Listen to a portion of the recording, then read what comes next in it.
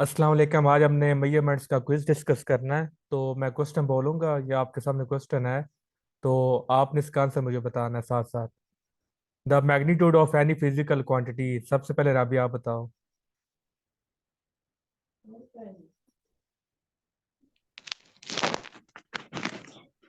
It does not depend upon method of measurements. और दूसरी राबिया आप बताओ।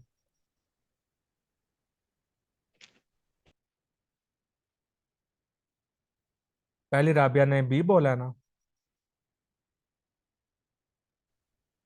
जी बिल्कुल। और दूसरी राबिया आप।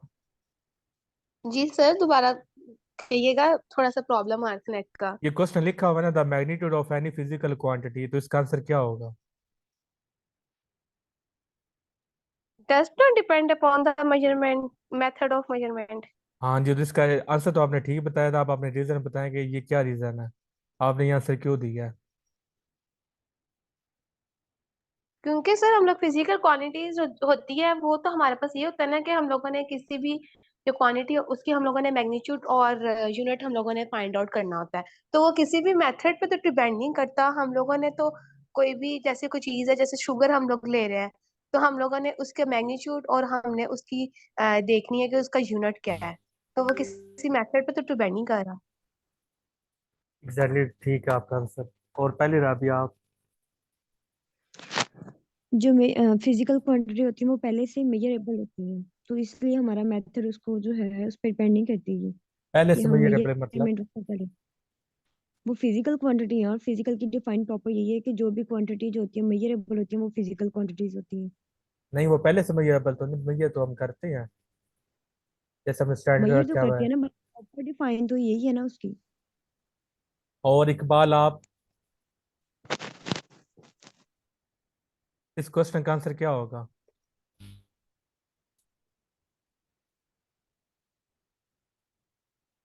आवाज आ रही है इकबाल? जी सर। तो इस क्वेश्चन का आंसर क्या होगा? The magnitude of any physical quantity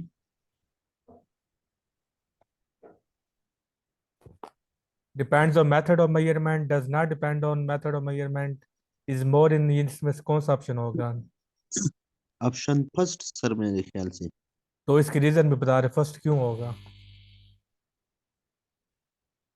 sir तो हम यानी मेजरमेंट के लिए कौन सी सिस्टम ऑफ यूनिट इस्तेमाल करते हैं, यूज करते हैं? नहीं, इसका आंसर बी है। तो ये does not depend on method of measurement. जो मैग्नीट्यूड होती है ना हमारी, वो मेथड ऑफ मेजरमेंट पे डिपेंड नहीं करती। फॉर एग्जांपल, हमने वेलोसिटी कैलकुलेट की, तो अगर उसकी वेलोसिटी की वैल्यू 5 आती है, यानी कि मैग्नीट्यूड है ना, तो ये मैग्नीट्यूड आप किसी भी मेथड से अगर आप वो उसको करेंगे तो उसका आंसर क्या आएगा? 5 ही आएगा, एक पर्टिकुलर केस के लिए। तो किसी भी मेथड से अगर आप उसकी मैग्नीट्यूड कैलकुलेट करें तो आंसर क्या आएगा? हमेशा सेम आएगा। क्लियर है?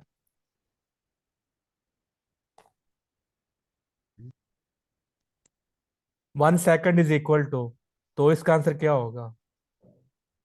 वन बाय वन आप तीनों बताते जाएं, और थोड़े स्पीड से, ताकि हमारा ना जल्दी, इस तरह आप समझ, इस तरह इंटरव्यू हो रहा है, तो जल्दी स्पीडली पहले अपना आंसर बताना है और फिर इसमें जो अपनी आता है रीजन डी बतानी आता है। है क्योंकि जो ज्यादा प्रेफरेंस है ना ये सीजियम एटम की, या उसी से टाइम का जो लिया गया कॉन्सेप्ट कि 1 सेकंड में जो सीजियम एटम है इतने टाइम वाइब्रेट करते हैं। सी या डी? डी। और दूसरी राबिया आप।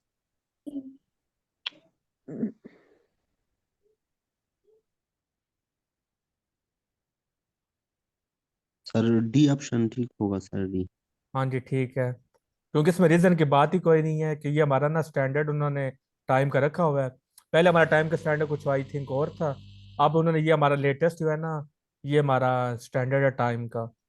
क्योंकि ना पहले जो हम ये आई थिंक 10th या एफएससी की बुक्स में लिखे ना स्टैंडर्ड, वो अब चेंज हो गए हैं। जैसे आपने वो मीटर आर्ट का पढ़ा था, कि वो मीटर आर्ट जी, उन्होंने वो एक मीटर है, उन्होंने से उसको प्रिजर्व किया हुआ है, वो अब चेंज हो गए हैं। तो ये मेथड जो लेटेस्ट है ना, ये इंडियन की बुक है, वो उससे आप वो ये जो लेटेस्ट मेथड वहां पे उन्होंने लिखे हुए हैं, तो ये आपको आने चाहिए। आज का अपना सर इंटरव्यू। जी। थोड़ा सा बता दें क्यों उसको सीजियम से उन्होंने किया हुआ है। क्या मतलब? इसके समझ नहीं आया कि स्टैंडर्ड टाइम के लिए सीजियम को क्यों रखा हुआ है। ये तो ना जस्ट वो इससे ज्यादा वो कंफर्टेबल थे इसलिए। इसकी ज्यादा डेप्थ का मुझे अभी आइडिया नहीं है, तो मैं इसके बाद में आपको बता दूंगा कि वाई सीजियम एटम। ठीक है।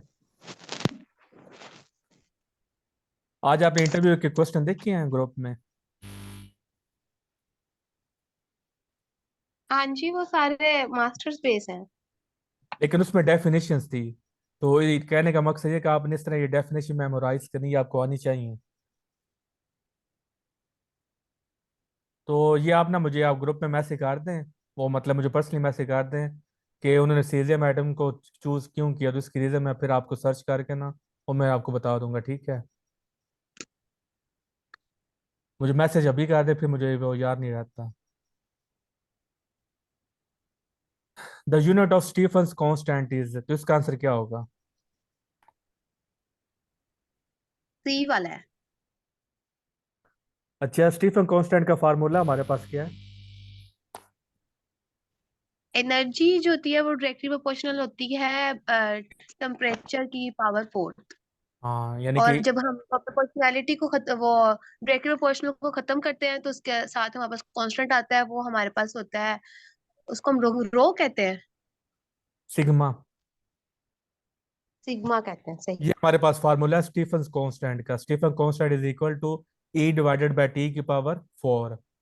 तो ई हमारे पास यहाँ होता है एनर्जी पर यूनिट एरिया पर यूनिट टाइम। तो फिर ये हमारे पास बन जाता है वाट पर मीटर स्क्वेयर। तो एनर्जी का यहाँ पर, एनर्जी हमारी यहाँ पर कौन सी हमने लेनी है, ये आपने याद रखना है। एनर्जी पर यूनिट एरिया पर टाइम। ठीक है। और फिर ये एनर्जी पर यूनिट एरिया पर टाइम ये किसके इक्वल हो जाती है? वाट। ये मैं यहाँ पर लिख देता हूँ। तो ये होती है एनर्जी। और बाकी अगर कोई कंट्रीब्यूट करना चाहे तो वो कर सकता है, मैं लिखने लिखने तक।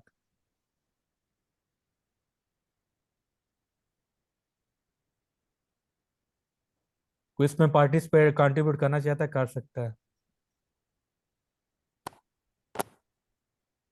तो इसका फार्मूला हो गया energy divided by area multiply by time और मल्टीप्लाई बाय टी की पावर 4। तो ये हमारे पास फिर क्या एनर्जी पर यूनिट टाइम ये किसके इक्वल होता है? बताएं आप, एनर्जी पर यूनिट पावर टाइम। जी। Power power sir. पावर, हाँ जी, शाबाश। पावर का यूनिट क्या हो गया? वाट। Yes sir. तो फिर ऊपर एनर्जी पर डिवाइडेड बाय टाइम की जगह हम क्या लिख सकते हैं? वाट। और डिवाइडेड बाय एरिया का यूनिट क्या हो जाएगा? Metre square. जी सर। और फिर T4 का मतलब टेम्परेचर है, तो इसका यूनिट क्या हो गया? केल्विन। केल्विन की पावर 4।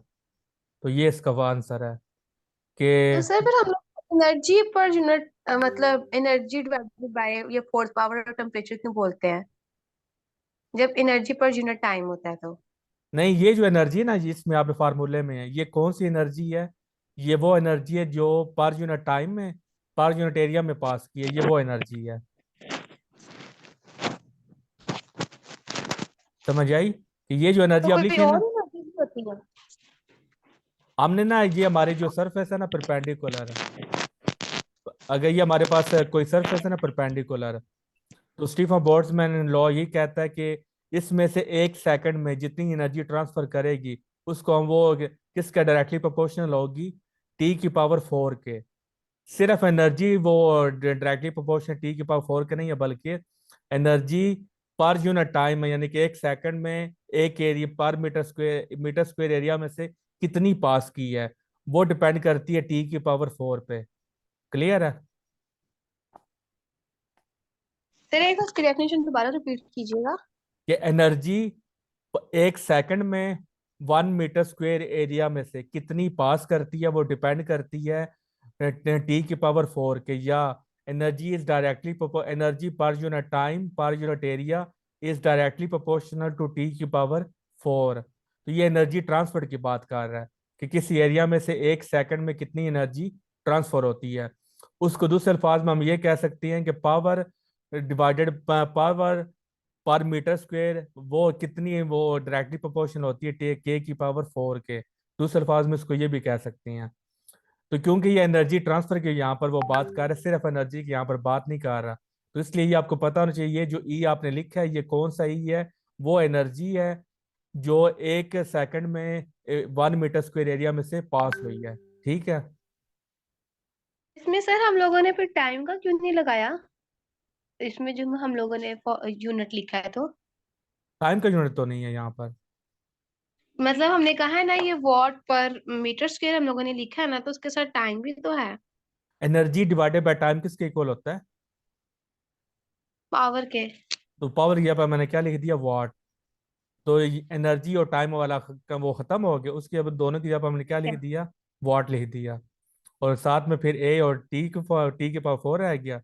ए का मैंने लिख दिया एम स्क्वायर, और टी के पावर 4 की जगह पर मैंने लिख दिया के की पावर 4। क्लियर अब? हाँ जी। तो इसका तो आपको आंसर आता ही होगा कि सेम डायमेंशन वाले क्या हो सकती है, आपस में ऐड अप हो सकती हैं। तो इसकी डायमेंशन क्या होती है, मीटर एस की इज इक्वल टू, और हमने मालूम मालूम किसकी करनी है, सी की। तो ये हमारा हम क्या लेंगे, सी टी स्क्वेयर लेंगे। दोनों की डायमेंशन सेम है, तो मीटर की डायमेंशन क्या हो जाएगी, ये उसने एम ही है, और ये जो टी है इधर मल्टीप्लाई हो रहा है, इधर आके क्या हो टोटल आ जाएगा, जाएगा।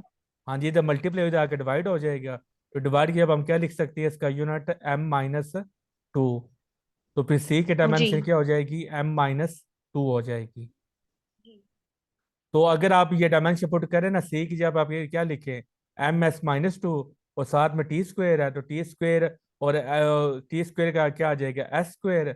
तो एस स्क्वेयर और ये s-2 ये कट हो जाएगा। तो इसकी डायमेंशन क्या आ जाएगी, इसकी डायमेंशन m होगी सारे की। लेकिन अकेले टी की डायमेंशन की, सी की डायमेंशन क्या होगी, m(s-2). तो ये जो बट लिखा हुआ है, वैसे यहाँ पर था बी टी आना था, तो ये यू नहीं है यहाँ पर।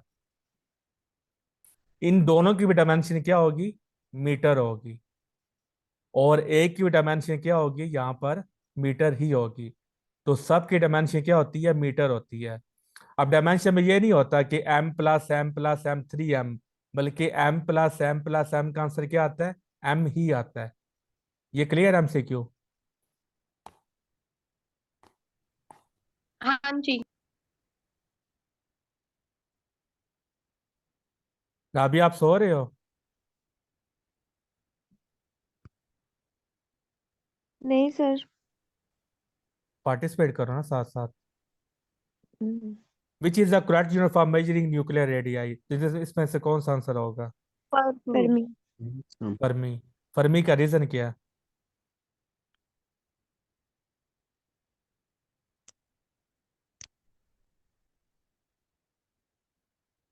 तो ये याद नहीं है, लेकिन ये जो है जब हम लोग न्यूक्लियर रेडियाई पढ़ते हैं तो उसके साथ 10 की पावर शायद -4 पर मी इस तरह लिखा होता है। न्यूक्लियर का रेडियस होता है 10⁻15 होता है। कई बुक्स में 10 की पावर के साथ माइनस, कई बुक्स में 10 की पावर -14 होता है, कई में 10 की पावर -15 होता है। और 10 की पावर -15 को आप क्या कहती हैं, फर्मी कहते हैं।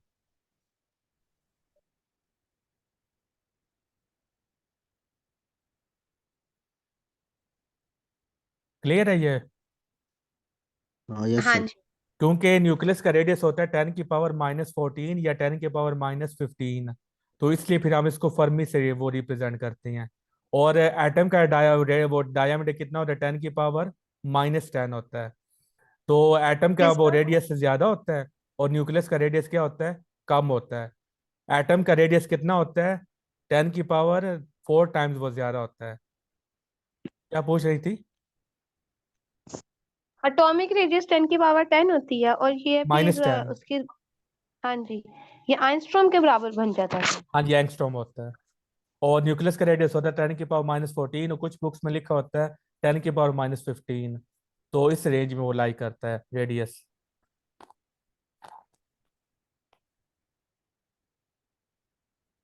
One Mach number is equal to, इसका आंसर क्या है? Velocity of sound. हाँ जी, इसका फार्मूला होता है वेलोसिटी ऑफ ऑब्जेक्ट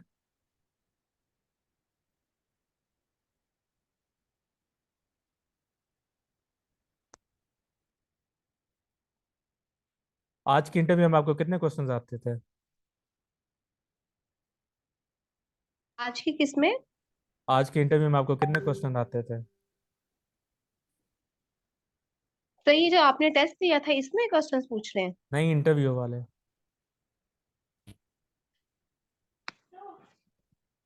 ऐसी चीज देखा नहीं है कि मतलब कितने आते थे, बस पढ़ा था कि सारे जो है वो एमएससी के हैं। इकबाल, आपने क्विज अटेम्प्ट किया? सर अटेम्प्ट किया था। आपके कौन कितने सा वाला मार्क्स आए? सर, ये वाला? हाँ जी, ये वाला। हाँ ये सर, ये 4 मार्क्स आए थे सर। और अभी आई थिंक आपके फुल आपके आई थिंक 8 या 7 मार्क्स है। आप टॉपर्स 7। में हो। मैंने स्क्रीनशॉट से शेयर किया, तो उसमें आपका नाम राबिया है, वो आप ही हो? हाँ जी। हाँ जी, अच्छी। और लेकिन आपका वेक्टर का अच्छा नहीं होगा। वेक्टर का वेक्टर, मैंने दिया ही नहीं है। अच्छा, उसका सिर्फ 3 लोगों ने अटेम्प्ट किया है।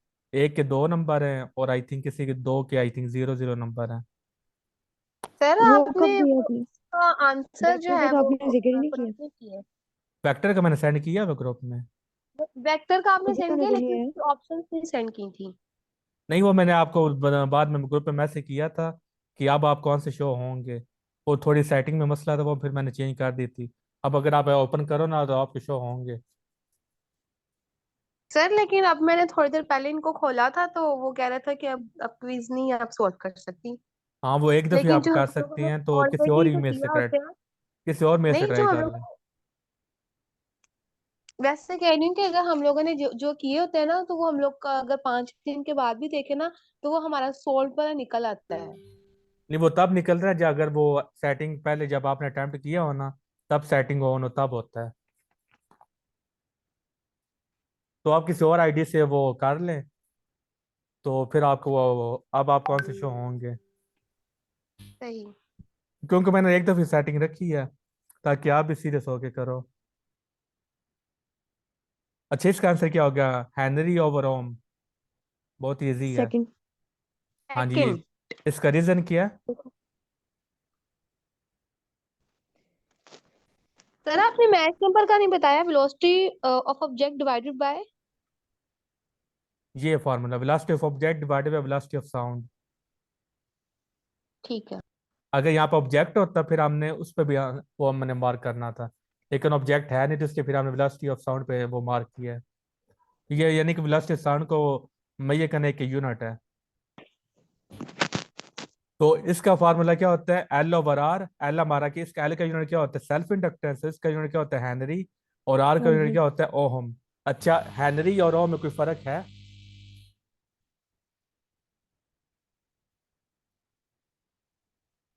हाँ जी, ये हेनरी जो है वो इंडक्टर की वो जो है ना सेल्फ इंडक्टेंस की है यूनिट नहीं, है। दोनों के काम में कोई और हम फर्क है?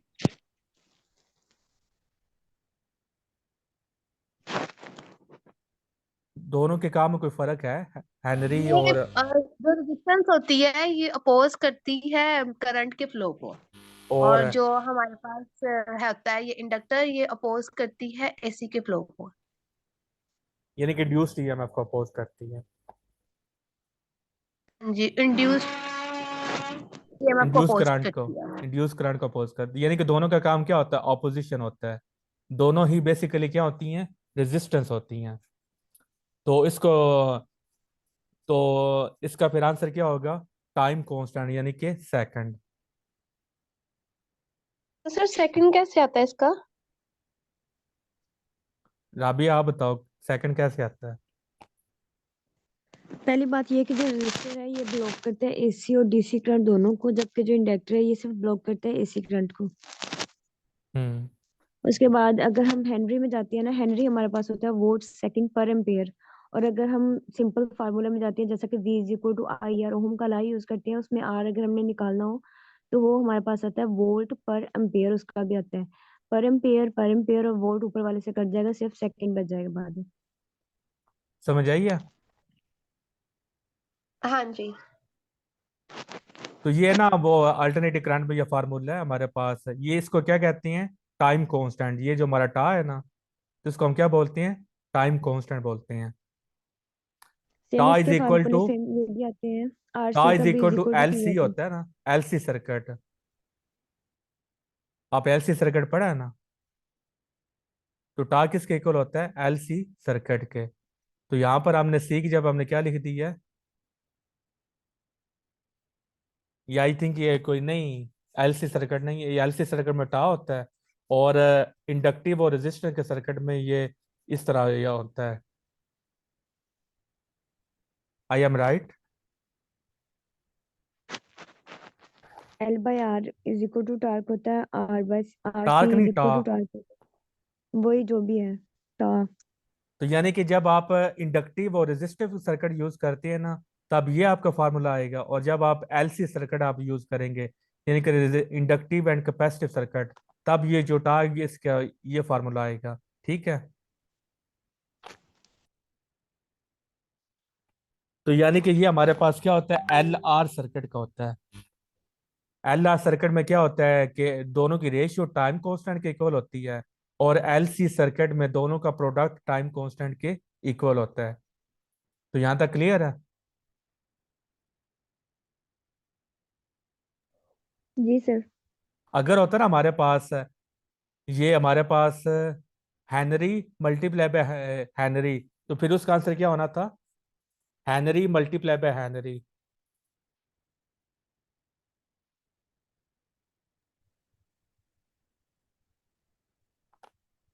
हैनरी मल्टीप्लाई बाय हैनरी का आंसर क्या होना था, वोल्ट का स्क्वायर पर सेकंड का स्क्वायर और पर एम्पियर का स्क्वायर। तो यानी वो भी किसके हेनरी। इक्वल होना था, टाइम कांस्टेंट के ही इक्वल आना था। क्योंकि हैनरी इंडक्टेंस, इंडक्टेंस का भी यूनिट क्या होता है, हैनरी होता है। और ये जो कैपेसिटेंस होता है, इसका भी यूनिट क्या होता है, हैनरी होता है। तो हैनरी मल्टीप्लाई बाय हैनरी का कैपेसिटेंस आंसर का क्या आ तो जाता फैराड है, होता नहीं कैपेसिटेंस का, है, फैराड होता है।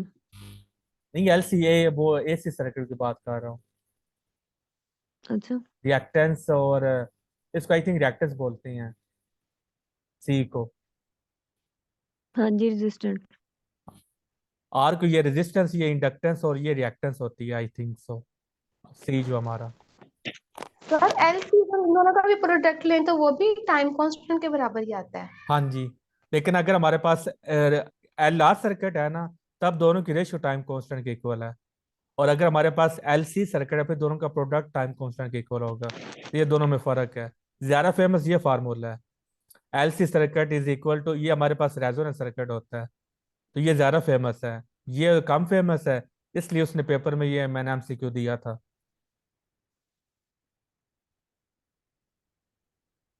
अर्ज per metre, per metre can be unit of, can be the unit of, ये किसके इक्वल होता है, ये एनर्जी का है और ये फोर्स के इक्वल है। एनर्जी का फार्मूला क्या होता है, एफ डी। क्योंकि वर्क इज इक्वल टू क्या होता है, एफ डी होता है ना। जी बिल्कुल। इकबाल आप खामोश हो गई हैं, हाँ यस सर। ये आपके इंटरनेट का इशू है। नहीं सर, अभी इंटरनेट ठीक है। तो एफ इज इक्वल टू हमारे पास फिर क्या हो जाता है, ई ओवर डी। सर अर्ज एनर्जी का यूनिट होता है ना। हाँ जी। तो फिर हमारे पास क्या बन जाता है, अर्ज पर मीटर। तो फिर किसके इक्वल आता है, फोर्स के। फोर्स के। तो इसका आंसर क्या होगा, फोर्स। क्योंकि हमारे पास जो वर्क होता है, वर्क हम एनर्जी बोल सकते हैं ना, तो work is equal to F D. तो यहाँ से हमने, क्योंकि हमने अर्ज पर मीटर निकाला, तो यहाँ पर मल्टीप्लाई हो रहा डी, इधर आके डिवाइड हो जाएगा, तो force is equal to E over D हो जाएगा। तो ई हमारा किसका यूनिट होता है, वो एनर्जी का, अर्ज। और डी की क्या होगा, मीटर। तो फिर ये हमारे पास क्या आ जाता है, ये इक्वल आ जाता है फोर्स के, अर्ज पर मीटर। तो अर्ज इसको हमारा, दोबारा से बताइए। अर्ज हमारा किसका यूनिट, किस सिस्टम में होता है, सीजीएस सिस्टम में। वर्क का फार्मूला क्या होता है, एफ डी। हम्म। तो यहाँ से हमने एफ की वैल्यू निकाली, तो डी इधर मल्टीप्लाई और इधर आके डिवाइड हो गया। तो एफ इज इक्वल टू क्या हो जाएगा, ई ओवर डी। ई हमारे पास क्या एनर्जी है, और डी हमारे पास क्या डिस्प्लेसमेंट है। तो ई का सी तो जी सर एस। हमें इनके ऊपर वाले फॉर्मूले से नहीं पता चल जाता, जैसे अर्ज एनर्जी हो गया, हाँ और जी, जो है मीटर, मीटर किसका हमारे पास होता है, डिस्प्लेसमेंट या उसका। डिस्टेंस। हाँ जी। तो अगर हम लोग उसको एनर्जी डिवाइडेड बाय डिस्टेंस ऐसे करके कर लें। वही मैंने की है ना, कि आपको पता होना चाहिए कि एनर्जी डिवाइडेड बाय डिस्टेंस ये कहाँ से आया है। वो इस फार्मूले से आया अच्छा। है, इसलिए मैंने वो एक्सप्लेन किया है। ठीक क्योंकि है। ये वाला ना डायरेक्ट ये हम यूज नहीं करते, एनर्जी पर डिवाइडेड बाय टाइम हम यूज नहीं करते, हम ये फार्मूला यूज करते हैं। तो इसलिए आपको फिर हाँ। पता होना चाहिए कि ये जो हमारे पास रिलेशनशिप है ये कहाँ से आया है। तो जब आपको पता होना कि वो कहाँ से है, फिर आपको याद रखना आसान हो जाता है। अब आपको ये नहीं बोलेगा कि आपको फिर याद रहेगा कि ये जी वर्क के फार्मूले से आया है, तो फिर आप इसको इजीली वो अटेम्प्ट कर सकते हैं। इसको हम ऐसे भी तो कर सकते हैं, जैसे कि एनर्जी हम जानते हैं ये किलोग्राम मीटर स्क्वायर पर सेकंड स्क्वायर होता है, वो लेंथी सिंपल तरीका उसका हो जो जाता है है। ना। मेरे अगर ख्याल ये में वो आपको, ज्यादा इजी है। हाँ अगर आपको उसमें कंफर्टेबल है उसमें कर लें। लेकिन अब मकसद ये होना चाहिए आपके टाइम जल्द से जल्द आपने आंसर लगाना है। अगर आपने अपने मेथड से अगर इसको करें, अगर आप वो 5-10 सेकंड के अंदर आप कर लेती हैं तो इजीली, फिर तो बेस्ट है। अगर आपको ये फार्मूला आता है तब भी आप 5-10 सेकंड के अंदर इसका आप आंसर लगा सकते हैं। तो जिसमें आप इजी है तो वो आप यूज कर सकते हैं। The unit of potential energy, potential energy का हमारे पास क्या यूनिट होगा। सेम वही किलोग्राम मीटर पर सेकंड स्क्वायर, तो सेम इसका आता है जी वाला। तो पोटेंशियल किलोग्राम में एनर्जी हमारे ग्राम में पास होती सीजीएस है, में, पोटेंशियल एनर्जी हमारे पास सीजीएस होती में है कर रहे हैं ना। एम जी एच के, हाँ जी।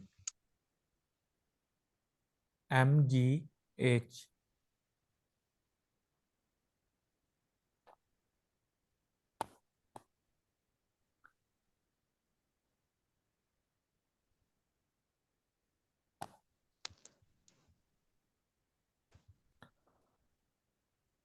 तो ये हमारे पास मैथ है, तो मैथ को हमने किस में रिप्रेजेंट किया, ग्राम में, ग्राम में। सीजीएस सिस्टम के मुताबिक।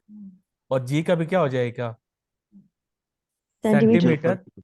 हाँ जी, सेंटीमीटर पर, पर सेकंड हाँ स्क्वायर। जी, पर सेकंड स्क्वायर। क्योंकि मीटर पर सेकंड स्क्वायर हमने क्या लिख दिया, सेंटीमीटर पर सेकंड स्क्वायर। सेकंड जो है ना टाइम, वो सारे तीनों सिस्टम में वो टाइम का जो सेकंड ही आता है। और एज का जो है क्या होगा, एज हमारे पास हाइट है। सेंटीमीटर स्क्वायर कर लो, दोबारा बताइएगा। एक्सेलेरेशन का जो है क्या होता है, मीटर पर सेकंड स्क्वायर होता है ना। हाँ जी।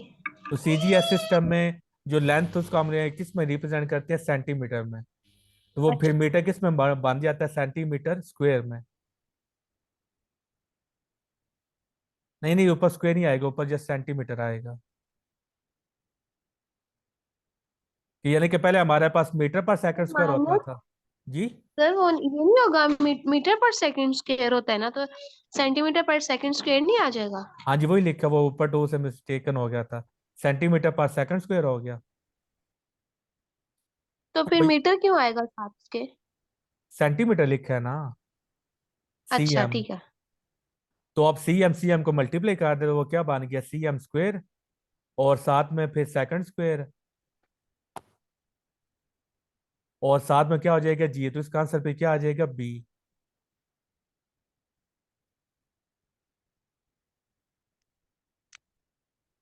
क्योंकि दोनों का स्क्वायर हो गया ना, तो दोनों हमने क्या कर दिया, इसको सेपरेट कर दिया, दोनों का इकट्ठा स्क्वायर लिख दिया। C M divided by S और होल का स्क्वायर लिख दिया, तो इसका आंसर पे क्या होगा, बी वाला होगा। और एस्टेड इज अ यूनिट ऑफ। अच्छा राबिया इफ्तिखार, आपने वो मुझे मैसेज कर दिया ना। नहीं अभी नहीं किया, मैं कर देती हूँ अभी आपको। ये आपने काफी इंपॉर्टेंट आपने वो क्वेश्चन पूछा है, इस पे ना आपको मैं वो सर्च करके आपको बता दूंगा। क्योंकि आपसे काउंटर क्वेश्चन ये कर सकते हैं इंटरव्यू में कि ये क्या चीज़ होती है। तो वन और एस्टेड जो होता है ना हमारे पास,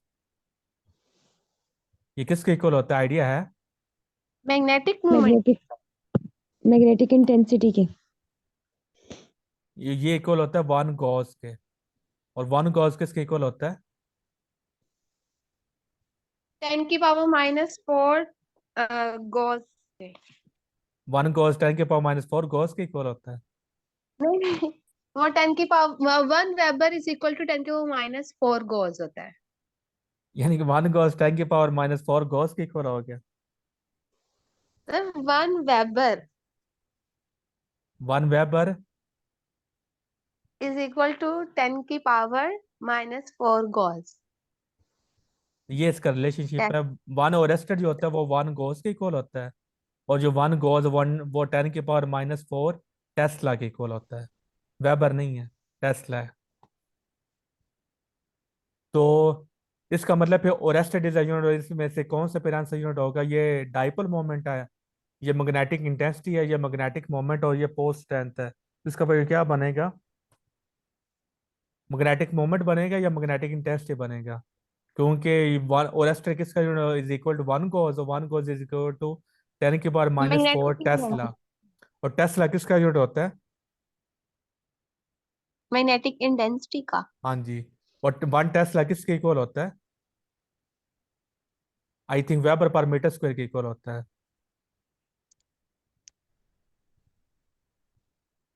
तो ये हमारा लास्ट क्वेश्चन था। तो सेकंड क्लास में फिर हम वो वेक्टर्स का डिस्कस करते हैं, या सेकंड क्लास पे सुबह कर दी है? फिर सुबह कर लेते हैं, फिर शायद जल्दी कर लेंगे ना।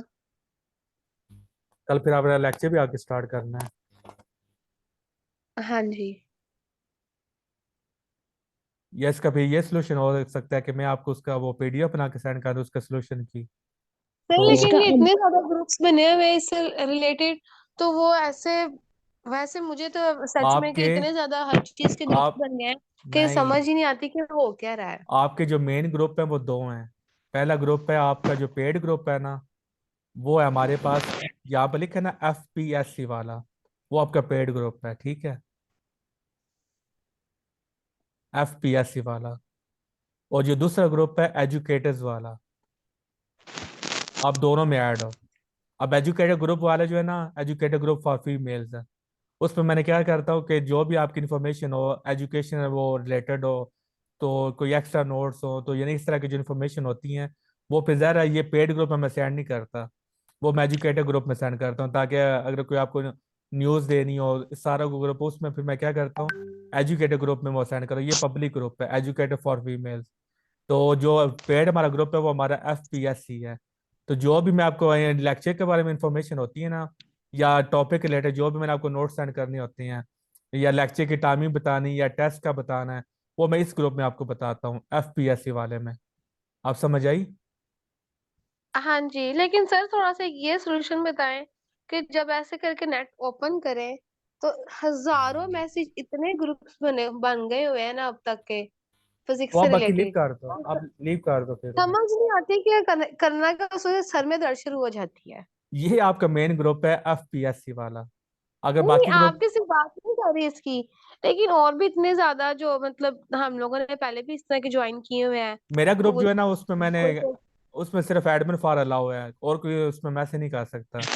उसमें जस्ट मैं ना टूर रिलेटेड ही हो, मेरे तो आई थिंक दिन में 2-3 ही मैसेज होते हैं हर ग्रुप में।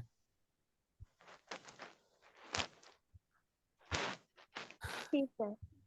अब बाकी आप दोनों बताएं कि इसका वेक्टर के लेक्चर हम अभी स्टार्ट करें या सुबह? और अगर सुबह करते हैं तो फिर हमारा दूसरा लेक्चर रह जाता है।